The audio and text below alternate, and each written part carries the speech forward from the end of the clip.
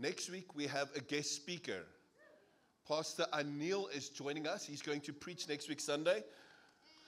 Thank you, Pastor Joyce. Oh, my goodness. Hopefully next week, the honor will be a lot better, yes? Remember, we don't honor the person, we honor God that's on the person, right? And remember, just some free advice, free spiritual insight. We don't honor people for who they are. Or no. We honor people for who they are without stumbling over who they are not. This is how you can honor a parent even when they're not a good parent, but you honor the office of a parent, right? That's why you can honor the president, not because of him, but because of the office. The Bible says that God has placed people in authority. How they use it is up to them, yeah? So even your boss, right? Even your pastor. I know sometimes some of you want to punch me. I get it. Sometimes I want to punch myself. I'm like, Lord, this is so hard. Bah! Right? Pastor Anil has been such a good friend to us. We love him. Pastor Anil started C3 Life Changers with Pastor Judy. I think she's going to join him next week. She's going to come with. They started C3 Life Changers. I think they've got 5 or 6 campuses now from C3 Life Changers. Pastor Anil also oversees over 100 C3 Southern Africa churches. So lots of pastors underneath him that he ministers to. We call him a friend, we call him a brother.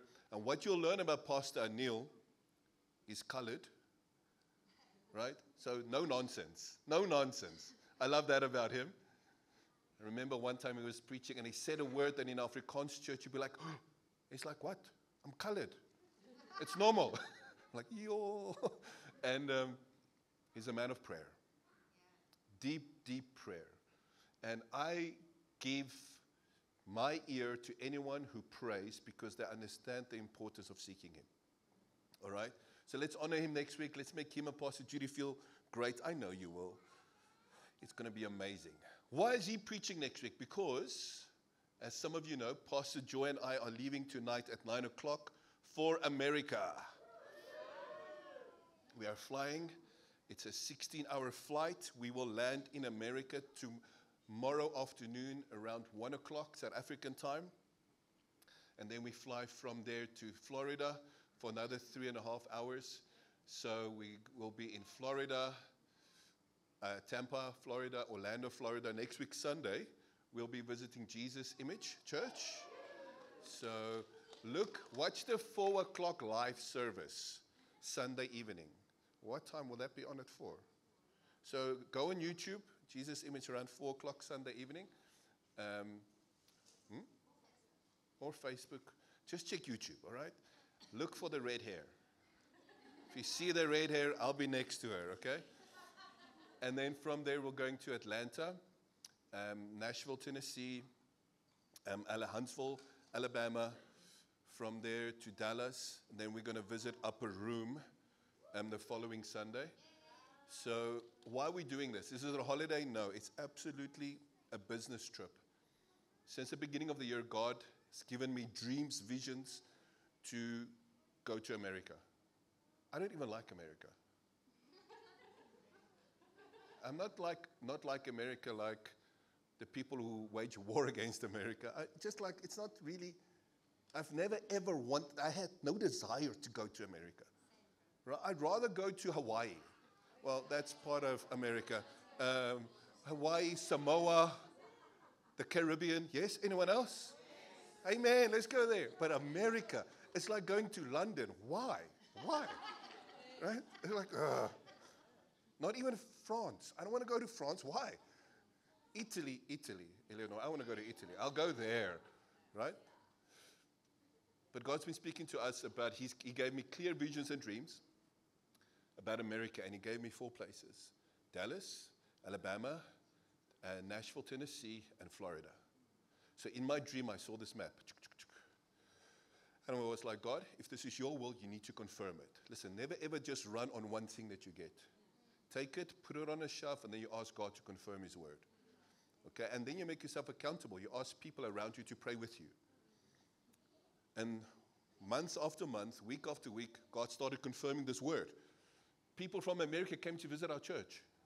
It's like, listen, I think you need to go to America. Didn't say anything. Then other people came to us, and other people came to us. And before you know it, we had so many confirmations that God wants us to go to America. Why we need to go to America, I don't know. All I know is God wants us to do something in America. How? I don't know.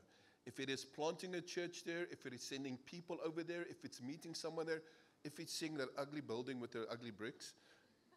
Marguerite had a dream about a building and bricks. So maybe we'll see that in Nashville, Tennessee. There's one thing you can pray for. All we know is God wants to do something there. So, and then we said, God, you need to provide X amount of money. You need to provide the visas. And he did everything. Everything.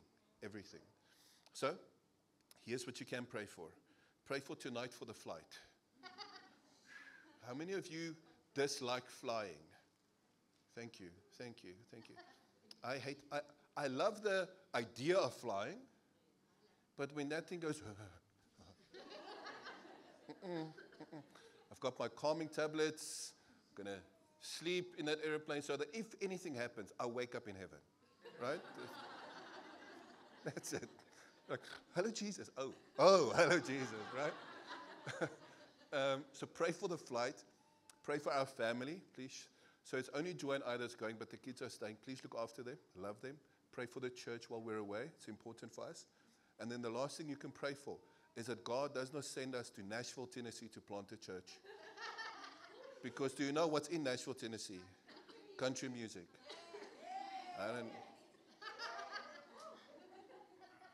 No. Who would like to go and do Jesus Church in Nashville, Tennessee?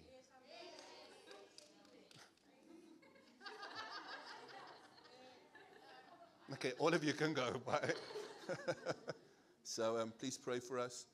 It's just a massive step of faith. We are trusting Jesus to open doors. We are hoping to see Pastor Michael and other Michael. And all right? Cool. Let's pray. God, thank you for this morning. Thank you, Lord, for the incredible opportunity to know you, to love you, and to serve you. Holy Spirit, I pray, open our hearts to receive from you this morning. Help us to see Jesus clearly. Help us to understand your word better. And Father, I pray, cultivate a spirit of faith in our hearts to do impossible things for you so that you can be glorified. Amen. If you have the notes and you're sitting next to someone, quickly ask them to send you a WhatsApp. Then they'll send you the PDF notes. If you don't have the notes, go to myjesus.co.za. Click on the top right where it says click for notes. You see there's a nice big yellow hand. Click here, click there. Okay, cool. Let's get going. We're in week 4 of Blessed. Have you been enjoying the series? So God's been telling us to be a house of prayer. And we are looking in the Blessed series about praying. And the main prayer that we're looking at is the Jabez prayer. There are many different prayers that you can pray throughout Scripture. If you don't know how to pray, look at me. If you don't know how to pray, take the prayers in the Bible and pray those prayers. And then personify those prayers. Is a big word for us Afrikaans people. It just means make that prayer applicable to your own circumstances. All right? Put yourself in that position. So when Paul says, for example, I pray that God will give you a spirit of wisdom and revelation, you pray, God, I pray that you will give me a spirit of wisdom and revelation to make decisions today, wisdom for my family, wisdom to lead my home. Is this making sense? When I open the Word, God, that as I read Scripture, give me a spirit of revelation. So that's how we personify biblical prayers. So you don't have to just mumble and be like, oh, what do I pray? Take the prayers of Paul, take the prayer of Jabez. It changes everything. So we are learning how to pray, but through the prayer of Jabez, we are also learning about the goodness of God. We are looking at how God blesses us, and the reason God blesses us is because He loves us, and He's good. And as a father, I love my kids, and I want to bless them. I want to bless the church. I want to give, because I never used to want to give, right? But I'm happy to give love. I even give hugs these days. I never used to give hugs. I'd be like, yeah, like Sheldon, they're there, right? That's me. But God, when God grabs a hold of your heart, you change. And you can't help but love. God breaks through the strongest of strongholds in our being, and we become more like Him. So, when God loves us, one of the ways He demonstrates it because of Jesus. Blessings are available to us because of the cross and the resurrection of Jesus. So now God is like, I want to bless you. I don't want you to live like a pauper. I want you to see yourself as a prince or a princess of heaven. Because the Bible says we are children of God. If God is king, it means we are prince and princesses of the Father, right? Is this making sense? This is not biblical. This is extremely biblical. In fact, I can even go as far where the Bible says in Colossians, as He is, so am I in this world. I can even go as far and take a verse where it says, we are little gods. But I won't teach on that because it can't be taken out of context. But I'm just saying, the point is, if He's God Almighty, we are His kids. And that means if He owns everything, if my daddy owns everything, it means everything is available to us. It's been made available to you and me. So the question is, what do you need? What do you desire? And we need to come with the mindset, my God is good. My God owns a Hilux. Yes? It's not a Toyota, it's a Hilux. Right? It's like, it's not a Bakkie, it's a Hilux. Right? He owns everything. It's like, my dad is bigger than yours. Bring it on. You want to wrestle? My dad will win. Know the story about Jacob and the angel? Guess who won? Yes. You understand what I'm saying? When someone messed with me, guess what my father said? A bear. Do you know when people lie to us in church? This is what the disciples can say. God came and God struck them down and they died instantly. I don't know about you. Sometimes we take the glory and the power of God for granted because we don't know who we're dealing with. And if He's so big, we need to understand He's also our Father. So that means nothing, say nothing. Nothing is impossible for Him. The limitations of our asking is us. We limit what God can do. We do, not Him. We do. So God wants to bless us. Week 1 and 2, we looked at, as we pray, we say, God bless me. And then we looked at God enlarging our territory in business or in serving Him, giving us more influence and capacity to do what He wants us to do, right? Capacity to serve more, to give more, to have more children, to have more finances. God, give me a capacity to manage all of this so that it can be used for your kingdom. The purpose of enlarging capacity is for His kingdom to extend. Yes? When God gives you a car, it's not just so that you can go from A to B. It's so that you also can bring people to church. I remember 2005. I met Joanne in 2005. I was like, God, give me a car. I've got no money. My parents stay in a trailer park. I've got nothing. I've got 2 feet. I need a car in order to get a wife. And then God is like, in order to get a wife. Because I know Joy. She dated drummers and guys with Mercedes Benzes. And I was like, this guy from the East Rand. If you don't know the East Rand, it's like Pretoria West. It's like Danville, just worse, right? The kids in our school used to go to school with knives. Hey, in any case. And then God was like, listen, I can't give you a car. It's like, why? Because you don't have a license. So if you want a car, ask God to help you first with the learners to get a license and then to get a vehicle, yes? But when God, even your home, the Bible says that God has given us homes so that we can be what? Hospitable to strangers. Now, it doesn't mean just inviting anyone into your house, but it means we're opening our home so that we can minister to others and we can show people Jesus, right? So our house isn't actually even our house if we belong to Jesus. It's His home. So my car is His, my wallet is His, my phone is His. For some of us, if it's His phone, you don't want Him to see what you're doing on your phone. Sorry, there's something in my throat. But the point is, God wants to bless us. Today, we're going to look at, sorry, I've been fighting sickness the whole week. So if today isn't like 100% well done, Pastor, forgive me. All right? I'm happy with 50% today. Yes? Oh, Pastor, you're doing great. Thank you. Thank you. Thank you. There's a special place in heaven just for you. As you said that, I just saw heaven opening up and God standing in heaven saying, oh, well done, good and faithful. So today we're going to look at the third part of the prayer in Jabez. And it's all about, in your notes, the hand of God. We're going to look, when Jabez prays and he talks about the hand of God, we're going to look and see what it means. But if you zone out, if you fall asleep, parents, I can see you're already going. You're like, Etienne, you're not allowed to sleep, although you're 30, right? If you zone out, Brendan, here's the main thought, main idea for today. The hand of God helps me to overcome every giant, every fear, and every impossibility. Main idea, main thought for today. When we learn about when Jabez prayed this, what is the main idea behind the hand of God? The hand of God helps me to overcome every giant. Say every giant. Every fear. And every impossibility. Amen? How many of you have some giants? How many of you are fighting some fears? And how many of you see impossibilities in some things? Let's be real, okay? All of us face these three things at some way, some parts in our lives. So how do we deal with this? So let's look at this. 1 Chronicles 4 verse 10, prayer of Jabez.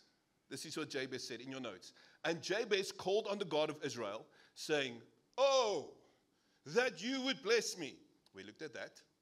And enlarge my territory. We looked at that. That your hand would be with me. And that you would keep me from evil, that I may not cause pain. So God granted him what he requested. How many of you want to live a life that when you pray, heaven answers? Yes? Man, I would be like, yes, tick, tick, tick. Yes, thank you, Jesus. So when you pray for the hand of God upon your life, God answers it. It's not always the way we think, but God does answer it. So what does this mean? What does it mean that your hand would be with me? Let's look at that. What does it mean that your hand would be with me in your notes? It means that God releases his supernatural power on your behalf. So when we say, God, let your hand, I pray that your hand would be with me, we are saying, God, release your supernatural power on my behalf. Joshua. How many of you like Joshua in the Bible? I love Joshua. Do you know what? They say in the Bible when you go, so Joshua followed up who as a leader? Moses. What I love about Joshua is that the Bible says that after Moses would be in the presence of God, Joshua would linger longer in the presence. I never ever want to have a leader who doesn't linger in the presence. Thank you. I never ever want to have a band who doesn't first worship in private before they worship on stage. Never ever want to have a preacher who isn't first a worshiper, who isn't first a pursuer before he's a preacher. Otherwise, we're functioning out of a gifting instead of out of the presence. Everything has to be done out of the presence, right? So when Jabez prayed, God, let your hand be upon me. He's saying, God, I want your power to intervene on my behalf. Joshua comes. Big military exploits. Joshua was a fighter. He was a leader. He loved the presence of God, but he also knew what it meant to fight. Gentlemen and mums, I love you. It's okay to have a fighting spirit in your heart, but it has to be guided by the Holy Spirit. Yes? Mums, do not dumb or minimize that thing that's in your son's heart. It's in our hearts to want to conquer. It's in our hearts to want to go to war, race or step on our brother's head. Okay, obviously protect that, okay? But God has placed this in us. Ladies, gentlemen, All God wants to do is form that into an arrow for his kingdom. So that we don't fight people. Sometimes you've got to fight people, okay? But so that we can fight on our knees. So Joshua comes and he says this. For the Lord God dried up the waters of the Jordan before you until you had crossed over. As the Lord, what is this talking about? The Red Sea. Remember? Israelites come out, they stand in front of the Red Sea, God opens it. As the Lord your God did to the Red Sea, which he dried up before us until we had crossed over. What is he talking about here? The power of God working on their behalf. An impossible situation. A massive giant. Something that you stand in front, go to Durban. And now God says, cross from Durban or go to Cape Town, cross from this beach to Robben Island without a boat, without a swimsuit. What are you going to do? You're going to pray, right? Or you're going to drown. So what do? It's an impossible situation. So God is saying to Joshua, listen, I am the one who moved on your behalf with power when you stood in front of the Red Sea.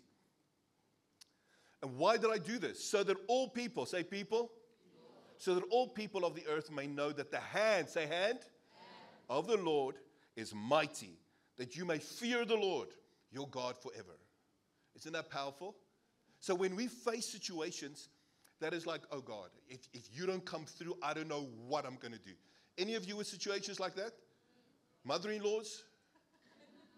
Am I the only one? Thank you. Only people who are, Stephen, I know you're lying. I know what you said about your mother-in-law. No, I'm joking. Oh, goodness. When we face a situation, God is saying, the reason why I am going in with my hand to save you is so that everyone else, including you, can actually fear and honor my name. Often the reason why God saves us or delivers us from the giants is so that we can go, wow! And then other people can go, you? It must have been God. Anyone else? Anyone else, if people from your school and your childhood be like, that's not the same you, it must have been God. I stole sweets. I stole money. I was in fights the whole time as a kid. Now I've got friends who are like, you, a pastor. It must have been God. Thanks, right? So that everyone may fear the Lord, your God, forever. What is the beginning of wisdom? How many of you want wisdom? What is the beginning of wisdom? The fear of the Lord. It is that overwhelming awe and sense and respect and honor like God. So when God grips into an impossible situation, we are filled with awe and fear like, whoa, it has to be God. Yes? When last did God step into your situation where you went, wow, and a complete sense of awe overwhelmed you because of him? Might I suggest the reason why some of us do not see this is because we do not have faith for this. We do not dream big enough and we do not ask big enough. We are not willing to step out of the boat to see the hand of God move. To live a life where we see the hand of God do miraculous things, we have to live a life where the impossible seems logical. Where when God says go, and you have no idea how to get there, but you're like, yes, I'm going. My bags are packed. Got a suitcase. How? I don't know. God said go. Yes? God says, okay, I'm going to give you a house. God, I'm 17. I don't even have a bank account. But you get ready. God, I trust you. I believe you. You're going to grip into, and God says, I will break this addiction off of your life. Great, God. Whatever you want me to do, I'm in. Yes? I'm going to save your marriage. I'm in. You have to work really hard with my husband, but I'm in. Yes? I'm fine. I know I'm fine, but my husband. What is the purpose? So that people can honor and worship him. So how does this work? How does this work? How does the hand of God work? When Jabez prayed, God, I pray for your hand. I pray for your power to work on my behalf. How does it work? I'm going to give you 3 statements, just 3 things. Then we're going to pray, we're going to take communion, and we're going to trust together that God smashes some giants in our lives. Yes? How does it work? 3 things in your notes. Number 1, the power of God's hand has no weaknesses or limitations. In your notes, I've got 3 options there in your notes. Some of it's funny. You're welcome. God's hand, God's power has no weaknesses or limitations. Do you know how I learned this? I remember sitting down one day, and the way I learned to grow in faith was one day I sat down and I needed a massive miracle. And I was like, God, I don't know if you can do this. I don't know how we're going to do this. Yet I had faith for something so small. Yes? I had faith for 10 rand. But for this massive miracle, I had no faith. Any of you feel like that? Like, I've got no faith for this massive thing. For 10 rand, I've got faith for 10 rand. I've got faith for a cold. But for cancer, I don't know. I've got faith that one day, when I die, I will be in heaven with you. But I don't have enough faith to do this walk on the earth with you. Do you know what God said to me? The Holy Spirit. You know, man, I don't know what your relationship is like with the Holy Spirit. But He's pretty direct with me. He calls me out on my nonsense. I sometimes feel like the way Moses spoke to God is the way the Holy Spirit and I talk. And the Holy Spirit was like, what? It's what I experienced. What? What are you talking about, son? Listen, there is no big or small miracle in my language. There is no easy, hard, or harder for me. There's only power. There's only power. I don't see something as big or small. I only see miracle. I don't see something as easy or hard. I only see my power moving on your behalf. So whether it's something so small or so big, it's your limitation. Yes? So I had to learn that the limitation, it's on me. So if I can trust Him for something that's this small, I can trust Him for something that's massively big. But in His eyes, there's nothing that's big or small. It's the same. Do you know that there's no natural in God's language? It's only supernatural. He doesn't think the way we do, because nothing is impossible for Him. Jesus comes, fully God, fully man, comes to earth. Everything He does, everything He did as on the earth was as a man. Every miracle He performed was as a man, completely surrendered to the Father, completely surrendered to Holy Spirit. Jesus said, everything I say is because I hear the Father saying it. Everything I do is because I see the Father doing it. So Jesus didn't function on the earth out of His godhood. He functioned out of a man being totally surrendered to the Father. Which means, if Jesus can live a life where He's completely surrendered to the Father, where He can break the shackles of limitations, it means it's available to you and me. Because He showed us. He showed us. That causes in me a holy jealousy, where it's like, I want that. Jesus demonstrated a life. Jesus demonstrated the perfect Christian life. How should a Christian live? How should a Christian think? Jesus. Fully God, fully man. He was never not God. But the Bible says that He put aside His divinity and took up His humanity on earth. So everything He did was surrender to the Holy Spirit, and the Holy Spirit working in Him and through Him. So that means if He can do it as a human being, it's been made available to us. But the limitations is up here. Yes? So, Jeremiah. Look at Jeremiah 32:17. Behold, look at the arm of God. Behold, Lord God, behold, you have made the heavens and the earth by your great power.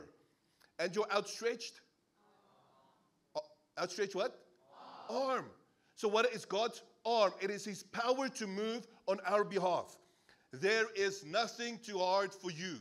Say with me, there is nothing too hard for God. Let's say it again. There is nothing too hard for God. Getting a job, is it too hard? We can say that a bit louder. It's like we're doubting here. God saving our country, is it too hard? No. God rescuing your marriage, is it too hard? No. God saving your husband, is it too hard? No. God providing for your family when you have the 20th child, is it too hard? No. No. Good luck to your wife, but no. If God says no by going overseas, is it too hard for him to open an opportunity for you here? No. Nothing is too hard for him. The limitation is on our side. There's this story. I love this story. It's very funny. To show you the hand of God moving on our behalf where there are no limitations. The Israelites, God saves them. They get through the Red Sea, right? They get through the Red Sea. They're in the desert. God provides manna for them. God, daily food, meat, lekker, manna. And he provides for them a cloud by day, a fire by night. Amazing. It says actually in the Old Testament that no one got sick. Imagine. People coming to your house, and as they walk in, when last were you sick? None of us are sick. In Jesus' name, yes? Come on. You imagine not needing discovery anymore.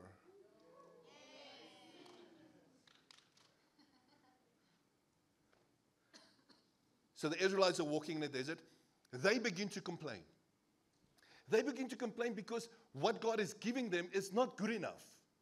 They're like, oh, I don't want to eat this. I don't want that. I don't want that. Oh, Lord Jesus, Lord God, I don't want any of this. It was much better in Egypt. Maybe we should go back to Egypt, the thing that held us captive. Maybe I should go back to my former life because what you've done for me already since then is not good enough. So God gets upset. So now they're asking for meat.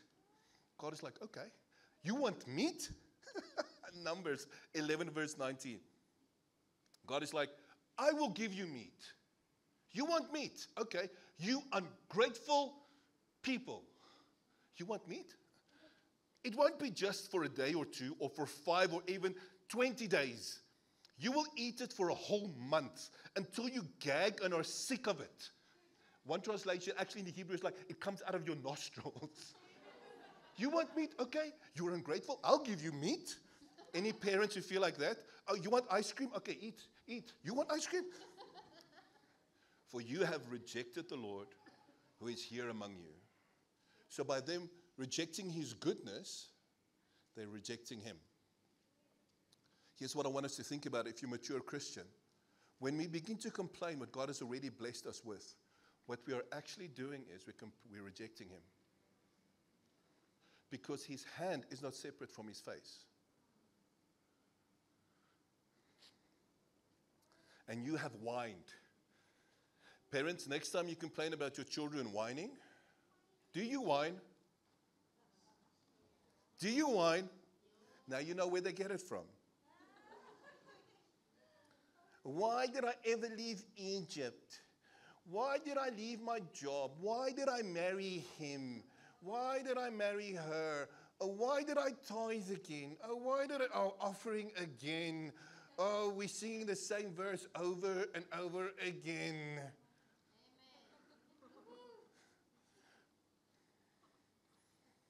Amen. Moses, so logical. But Moses responded, there are 600,000 foot soldiers here with me, Lord. And yet you say, I will give them meat for a whole month? How are we going to do this? Even if we butchered all of the flocks and herds, all the cows, would that satisfy them? Lord, would the people still be happy? God, how are we going to do this? Or are they just going to complain again? Even if we caught all the fish in the sea, would that be enough? So even Moses is upset with the people now. Like, God, sometimes how I feel as your pastor. And God gives you a breakthrough, and next week you whine about something else. We're like, yo, Lord, you just came through for them a week ago. And now they're doubting if you're going to do it again. Anyone? And you're like, Lord, these people, Lord, if you even gave them 2 houses, would that be enough? I love you. Then the Lord said to Moses, has my arm lost its power? So when it talks about the hand of God and the armor of God, it's always about power. Now you will see whether or not my word come true. So in the Hebrew, there are two words when it comes that talks about the hand or the hand of God. The one refers to a closed hand, and the other one refers to an open hand. And this word here, when God provides, when God's power comes through on our behalf in impossible situations, is this word here that's open for you and me. So I think we've got to be careful when we start complaining, because sometimes we think we know what we want, and God gives it to us, and they were like, oh, I didn't want that. Right? Yeah. Oh, Lord Jesus. Number 2. The purpose of God's hand is to act, in your notes, so He alone receives all the glory. The purpose of God moving on our behalf, stretching out His hand, giving us power to overcome, to face any fear, face any giant, face any impossible situation, is so that He can receive all the glory. This is so important. The reason for God acting, stretching out His hand, the response that He wants is people to worship. Every time God steps into a difficult situation and delivers us, His response that He wants is for us to give Him glory. Another word for glory is worship, to give Him honor. So whenever God performs a miracle, a breakthrough in our lives, the number one thing that we shouldn't do is to take the glory. But our response should be to give Him glory. So God doesn't move primarily on our behalf. He does it so that He can see or He can receive glory. Because when other people see what He has done, they will begin to worship Him. Yeah. Right? Pastor A, give me a verse. Isaiah 42:8. You can just write this down. Isaiah 42:8. I will not share my glory with anyone else. So be careful if you listen to pastors who take all the glory for themselves. Be careful if you listen to Christians. Oh, it's me. It's my brain. I made sure I got that degree. Excuse me? Did you build your brain? We have got to get to a place.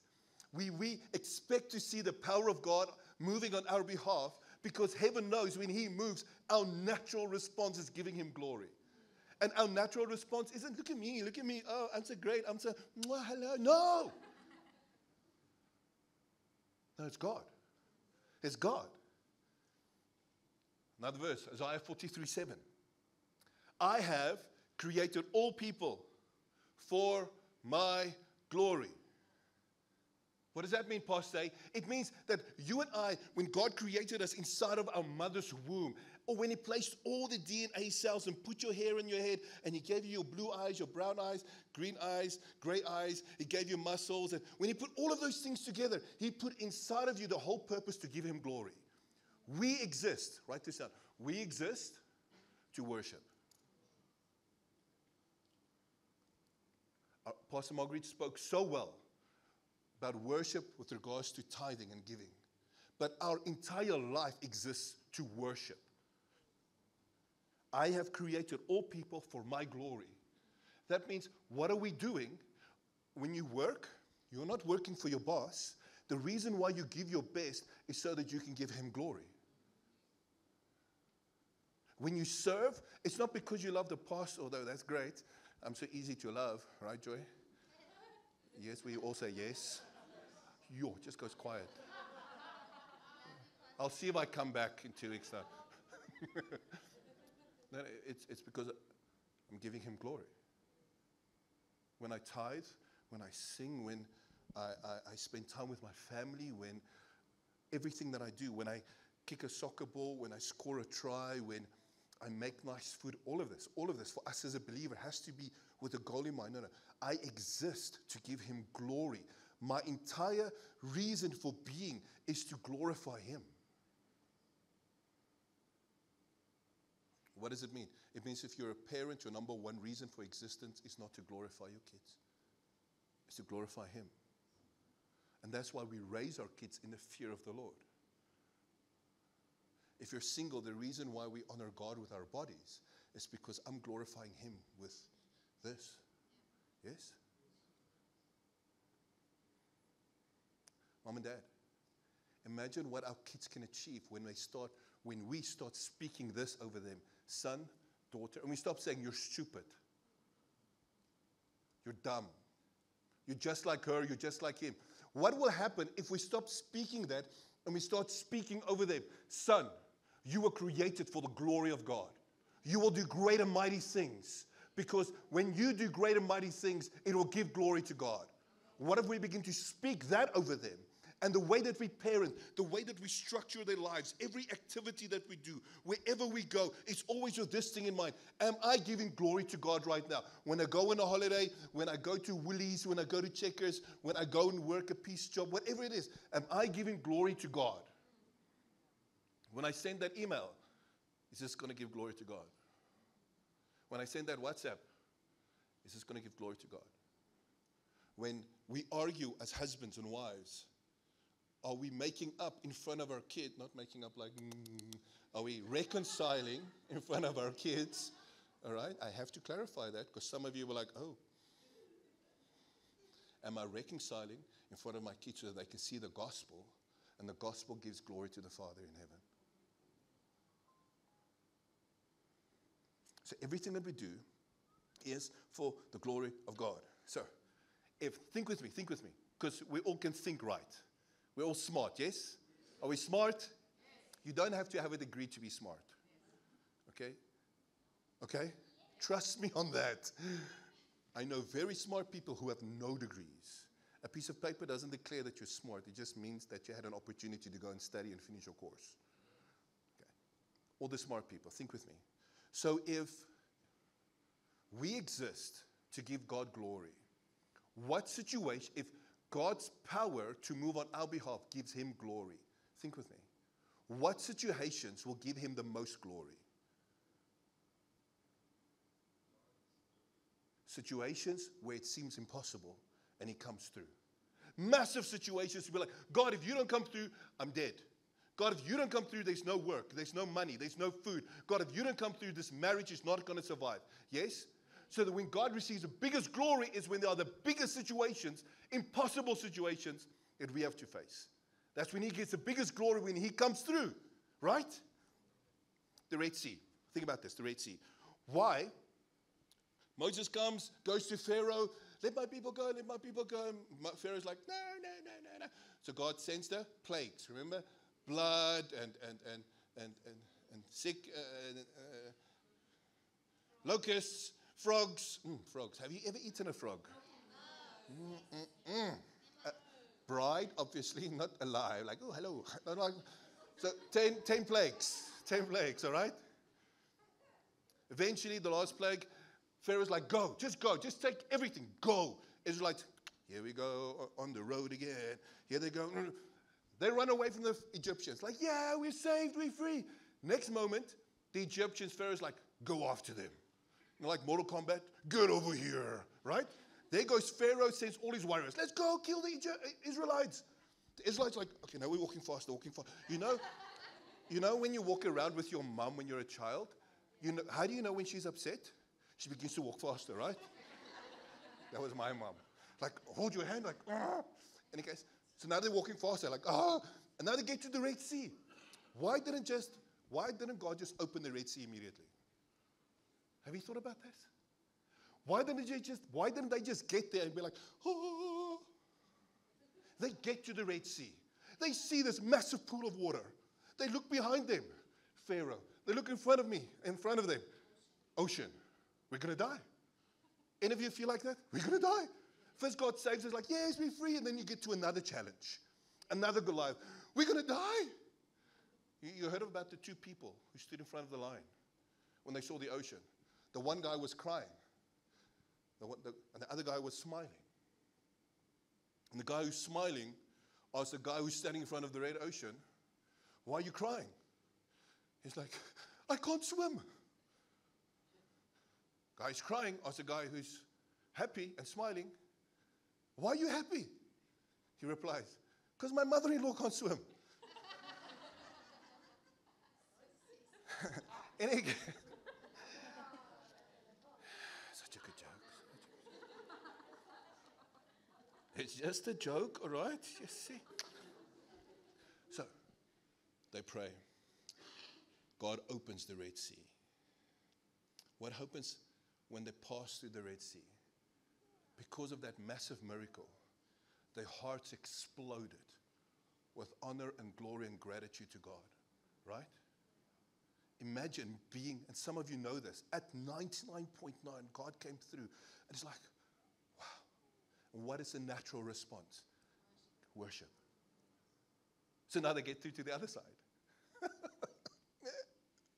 They get to the other side and the ocean is still open. They're like, yeah. Then they saw the Egyptians also crossing through the Red Sea. Guess what they do? The same as what we do. They complain again. Oh no, we're going to die. Right? I just performed the miracle, Antoine, and now you're crying about the next thing. And now the two guys smile and are sad again, but I won't go into that joke because some of you didn't appreciate that. So what does God do? God closes the ocean. And guess what happens again? Pray. Gratitude, worship, praise wells up inside of them.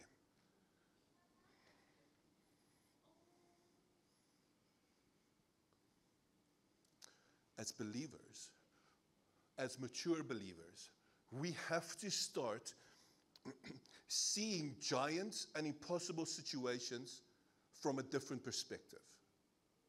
Sometimes God will allow giants and impossible situations to come over our way so that it's an opportunity for us to give him glory when his hand comes into that situation.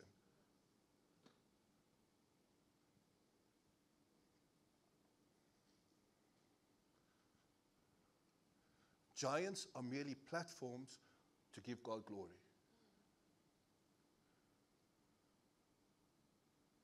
Every impossible situation, every mountain that you face, what if we start flicking the switch in our mind? We're like, you know what? This thing in front of me, it's an opportunity to see the glory and the power of God. The whole world be like an Elijah and Elisha. What's your God going to do? What is she going to do? They can't do anything. Come on. My heart, one of the biggest things in my heart for us as a church and when we mentor people, is for us to be brave. For us to be courageous. Not because of who we are. So many times we think we have to be courageous and brave, so we look at ourselves. No, you can be the most fearful person, but still the bravest. Because you don't look at yourself, you look at him. When we start seeing giants through the eyes of Jesus, it's merely platforms to give him glory. Like, all right, bring it on. Which giant is next? Which impossible situation is next? In Africa, there are tribes. When a boy turns 11 or 12, the men will come and get them. And then they will go on a journey to climb the mountains. And boys grow up to ask, give me my mountain. So that they can conquer and learn to conquer. What if we become believers to say, God, give me my mountain? I don't care what I'm facing because I know at the top of the mountain there you are. I don't know what valley I'm going through, you are with me. I don't know what storm I am, you can part the sea, right? What if we begin to see it as platforms to give God glory? We have to start making that switch. Judges. Gideon, remember Gideon? Fearful Gideon. Gideon who's hiding in a wine press. God says, you mighty warrior, mighty man of valor. Eventually God tells them they need to go and fight the Midianites. And he's going to intervene. Look at what God says. And the Lord said to Gideon in Judges 7, the army that you've raised, the people that you have with you, are too many for me. Have you ever read that? The amount of soldiers or the amount of people that you have is too many for God. What? Your army is too big for me to bring you victory. Why? Because they will claim glory for themselves. Sometimes we think we have to have all our ducks in a row for God to move. And God is saying, no, I don't want you to always have all your ducks in a row, because then you're going to think it's you who made it happen. Then you're going to give all the glory to yourself. Oh, I got this job. I got this car. I got this wife. I got this husband. Oh, it's me. I was like, no. Because you will take the glory that I give, the victory that I give you, and you will take glory for yourself. How many times have we stopped stepping out in faith because we think we don't have everything that's needed? Can't marry because I don't have money. Meantime, God is telling you, couple, get married.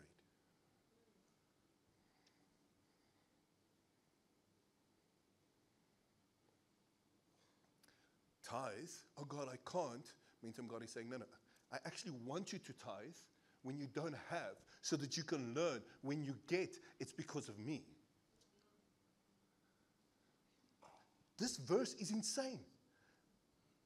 You try and make all your plans, but I can't give you the victory, because if I do, you're going to think it's your plans. So go and tell your people this, Gideon. Whoever is fearful and afraid, let him turn and depart at once. And guess what? 22,000 of the people returned and 10,000 remained. I love this because this is so the story of how God's been dealing with me. The greatest adventure for me now is God not giving me all the facts. Because I know it's an opportunity for Him to show me how awesome He is. What if, when you're fighting sickness and you've paid all the bills, you have all the medicine, you've done everything you could, and it's like, God, what else must I do? And God is just, trust me. And you still wake up. You still go to work. You still go to church. You still serve. The victory that comes will be, the glory that you give will be so much greater, because you'll know it'll be from His hand. Amen? We have to become believers who are brave. Believers who be like, I know what my God can do. Give me my mountain. Give me my giant. Let's go. What I love about David, it said that David looked at the giant and he ran at him. How many of us, God gives a breakthrough after a breakthrough, and then there's another giant, and instead of running, I'm running away. Right? Like, Lord, I smell these armpits. It sucks. Lord, help. Right? Pastor Bill says this, we fight from victory, not for victory. Because of Jesus, we already have the victory. So now we have to just face this thing and trust God to step in. The most incredible adventures I have with God is when He just says, do this. And I've got no idea what's going to happen. Okay. Does it drive me crazy? Absolutely. Can I tell you a secret as your pastor? So many times I stand here, I'm like, we're going to do this. We're going to go there. We're going to achieve this. We're going to go to America. We're going to plant churches there. But I'm scared.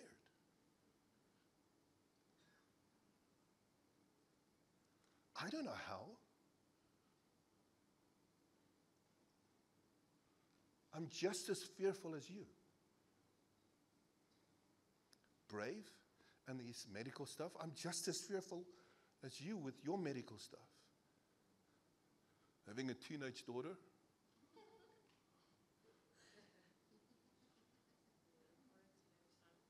Teenage son.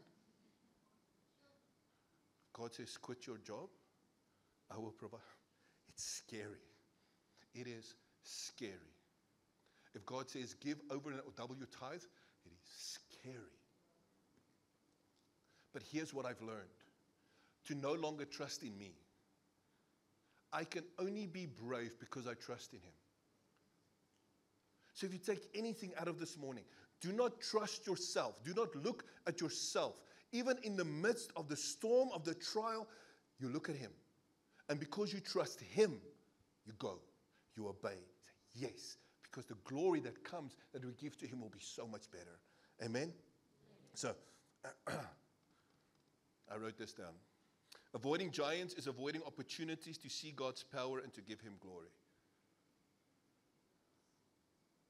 The reason why many of us do not see the power of God in our lives is because we are avoiding giants. We want to avoid the opportunity to fail. So we're not willing to take the risk and step out for God. Safe people. Great. I've got nothing against people who do safe things. You just won't do great things for God. Because the greatest men and women are people who didn't have it all in order, who didn't have all the checks, but they believed, they trusted. Like, let's go. Which giants are you avoiding? Because you're fear of failure, you're afraid of the past. But God is actually setting you up for an opportunity for victory to give Him glory. Is it your marriage? Is it an addiction? Is it family? What is it? What is it? Some of you, God has called you to come and work at Jesus People. But you haven't said yes to it because of money. I don't know. Whew. That's not in my notes. So I'm not speaking, please.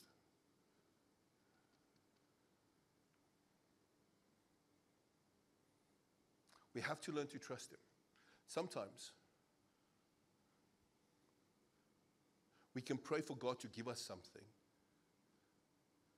And then He says no, but you still get the opportunity to do it. That is a test to see if you're going to say no to that opportunity because you trust Him more.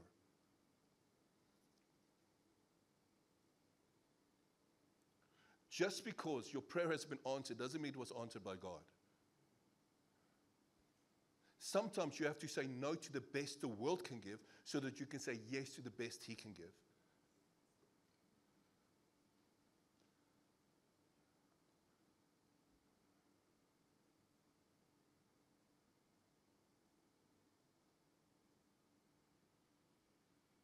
Hannah, trust Him. I just see this picture, and I just see God is saying, do not rely on your own strength. Do not trust man to open doors for you. Do not trust on yourself to open doors for you. You just trust me. You follow me. I have more and better for you than what you think. Tristan? I don't know why it's the two of you today. Do not trust the calling of God upon your life. Do not measure your worth by comparing yourself to your mom, to your sister, or to other people in church. Your worth is established by what Jesus paid for it. You are worthy regardless of what you ever do for Him. But He's called you to ministry.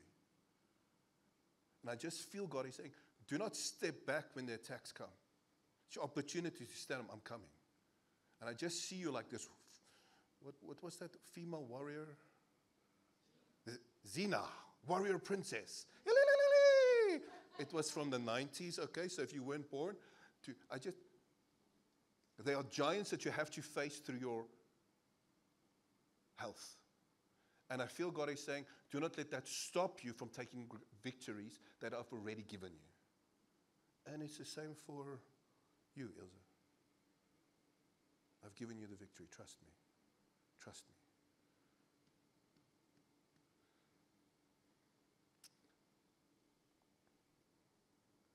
We have a few minutes.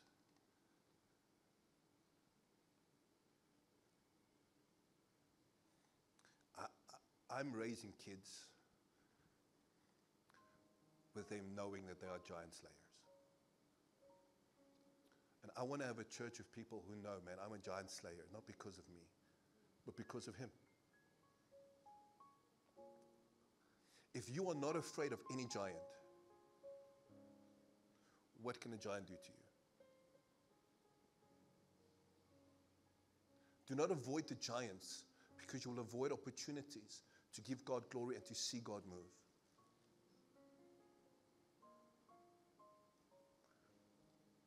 The thing in me, you can ask my mom, since I was a little boy,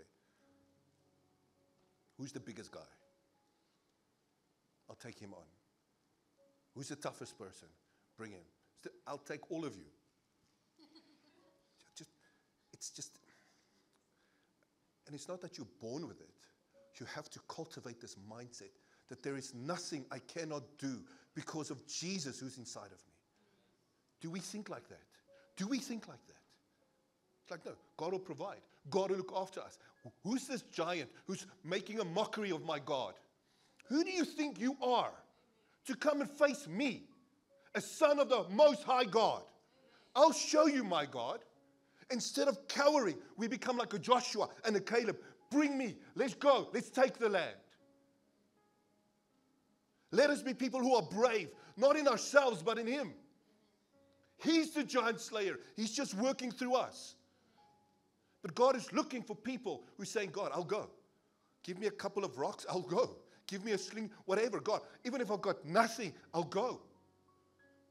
Whatever, Jesus, whatever you want to do in me and through my family, let's do it. But let us be a people who believe in Him. Last point. I want you to know this. Sometimes there will be a test. And the test is when God withholds His power for His purposes. Sometimes we would think logically that when we step out and do exactly what He wants, His power will always be available to us. And I will just pray and it will always happen. Sometimes God will withhold His power to test us. And the test is for our heart. The test is, will you still love me? Will you still pursue me? Will you still want me, even if I don't show you my power right now? Give me a verse, Pastor A. John the Baptist. That guy messes my head up. Cousin of Jesus. His whole life was to prepare a way for Jesus to come, right? He's wild, man. He's wild. Imagine having a John the Baptist in church, or what? We'll be like, what the heck? Right? He's wild. He baptizes Jesus. He finds himself in jail. John calls his two disciples to him and says, go to Jesus and ask Jesus, are you the one? Are you the one that we are to believe is the Savior? Are you truly God? Am I truly to trust in you? Because right now I'm doubting. I'm praying to get out of this prison. I'm praying for you to heal me. I'm praying for you to come through in the situation. And right now, I'm not seeing anything. Are you the one? And you know exactly what John is saying here, because you and I have been there. God, I've done this. I've prayed this. I've given. I've served. I've done everything for you. And now I'm here.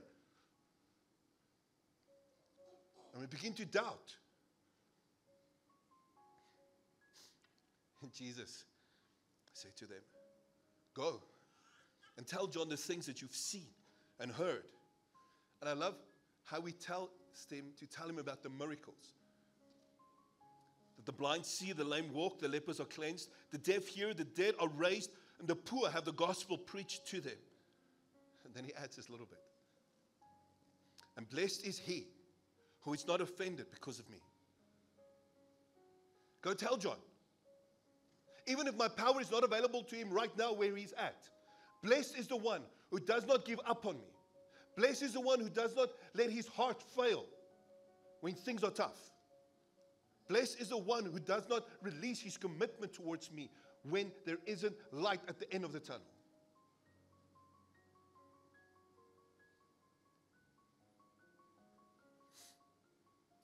Why would God do this? 2 Chronicles 69. I love this verse. I wrote this verse down 2011. Jordan was born and before God told us to come to South Africa. Why would God test us like this? The Lord's eye scans the whole world to find those whose hearts are committed. And the translation there in the Hebrew is loyal, dedicated, completely His.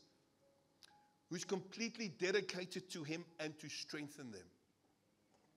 Sometimes God will be like, no, this is a test. I want to test if you are still going to stand with me, even if I don't come through for you right now. Why would God do this? Why? Because your heart is more important than a breakthrough. Your eternity in Him is more important than you seeing the light right now. Before I go, and we do this. Can I show you how we do this? When Joy married me, I had nothing. I had nothing. I earned 500 rand a month. She made more money than me. I had a pair of thick platform shoes. I was the man with nothing. She married me with nothing. But here's what I know. Because she married me with nothing, I know she'll stand with me when I have everything. Because she didn't marry me for what I gave her. She married me because she heard God. And obviously she loves me, I hope. She's like, look at that, sexy. No, can't say that in church. Here's the point. God is after your heart. God is after your heart. Let me finish with this. Can we get the communion ready, church? Can I ask the welcome team and the ushers? Let's hand out the communion. As you get the communion, I want you to hold it in your hand. Communion represents the blood and the body of Jesus that was poured out for us to forgive our sins, to pay our debts before God, to give us a new life, to heal us, for His hand to move on our behalf. When you take communion, I want you to think about the giants that you are facing. What are the giants that you are facing and that you are needing God's hand to move? That you need God's power to intervene on your behalf. It can be a father, you're like, God, my home situation, I need you to work with my dad. It can be job. It can be sickness, disease. It can be family stuff. Whatever the giant is, God does not rebuke us for having giants. God gets upset when we don't trust Him to kill the giants. What is the giant? I want you to take the thing in your hand. Are we going to trust God? I want you to say, God, thank you for your blood and thank you for your body, in your own words.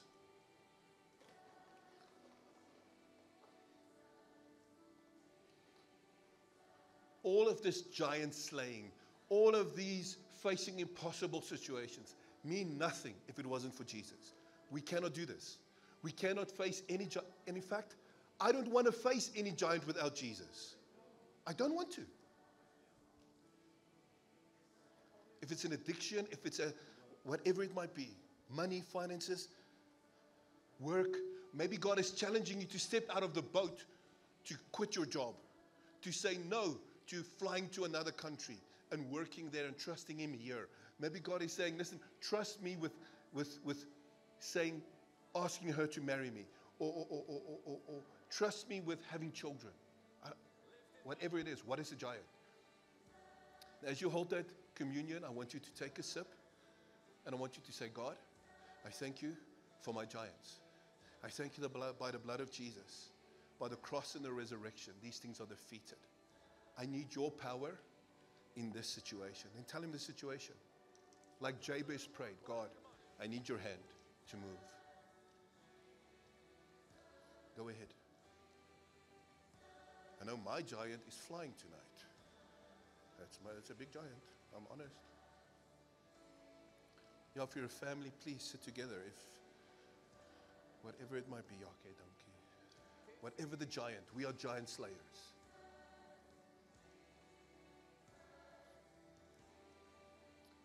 God, thank you for your blood and for your body. Thank you that by the cross of Jesus and His resurrection, I am saved, I'm healed, and I'm delivered. Thank you that all things are possible to us who believe because of you, Jesus. You are worthy and you are wonderful and you are glorious. Lord, I lay my giants before you. And God, I ask that you will step in and let your hand come into this situation. I need your power. And I trust you so that you can be glorified in the church and if my family and my friends can see how good and how great our God is. Thank you for the healing of my children. I thank you for finances, Lord. I thank you, Lord, for expansion. I thank you for family members that are saved.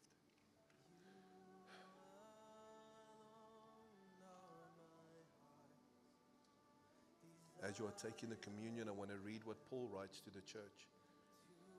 He prays this. He says, I do not cease to give thanks for you, making mention of you in my prayers. And here's what I pray. Here's what I want you to know. I want you to know what is the exceeding greatness of His power towards you, towards those who believe, according to the working of His mighty power in Christ Jesus. Sometimes we get upset when we talk about power, but Jesus' reply to John was to tell him about the power of God. Paul prays that you will know the power of God that's been made available to you and me. And it's not so we can go on a power trip, but it's so that we can go on a praise trip. Amen? So in your own words, pray, God, I pray that I will know the exceeding great power that has been made available to me and to my wife and to my children because of Jesus.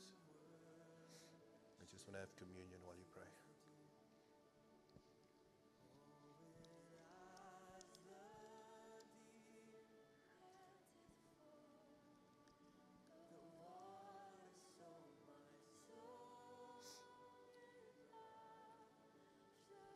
If you've got sickness in your body, can you just quickly put up your hand? If you're sick, pain in your body, just lift your hands. Okay. Father, in the name of Jesus, come, all of us pray for them. You don't have to go to them, just pray. God, in the name of Jesus, we thank you for your power that's been made available to them. And by your stripes, we declare healing over their bodies. Physical stuff, emotional stuff, and spiritual stuff. Thank you, God, for healing chemicals in the brain. I see like wires being reformed in the brain. I see bones being healed. Anyone struggling with pain in their bones? Anyone? You can just wave. Okay, thank you. In Jesus' name, in the name of Jesus. Okay, you can put your hands down. Anyone who's trusting for a financial miracle, put up your hand. Don't be weird now. Jesus said, whatever you desire, ask. Okay, keep your hand up. God, I thank you for opening up the windows of heaven and showering down your people with your blessings, because that's according to your word. I thank you, Lord, that your word says that we have never seen the righteous forsaken or their descendants begging for bread. Father, in the name of Jesus, we come against the spirit of lack and poverty and the spirit of delay. And God, we command it to leave in the name of Jesus. We thank you, God, for finances and for opportunities to make finances. In Jesus' name. God, we thank you for a miracle, that this thing will not stay and that giant will be slain in Jesus' name. In the name of Jesus. Okay, you can put your hands down.